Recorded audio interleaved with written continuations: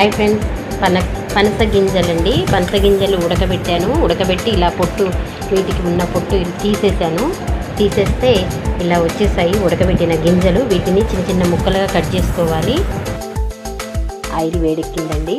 దీనిలో పచ్చిమిరపకాయ, ఉల్లిగడ్డ,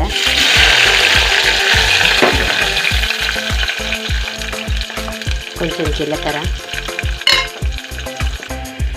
కరివేపాకు, అల్లం వెల్లిపాయ పేస్ట్ వేగిపోయాయి.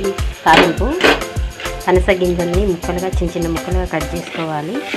కట్ చేసుకొని వీటిలో వేసుకొని వేయించుకోవాలి.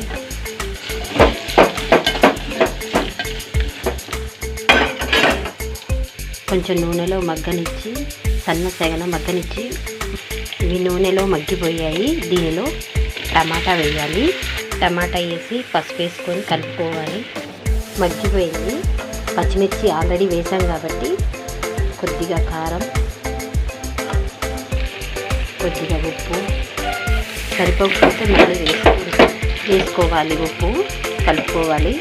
నూనె ఇలా పైకి తేలిందండి. కూర రెడీ అయిపోయింది. పనస గింజల కూర రెడీ అండి. ఇందులో కొత్తిమీర వేయాలి. నేను కొత్తిమీర లేక వేయలేదండి.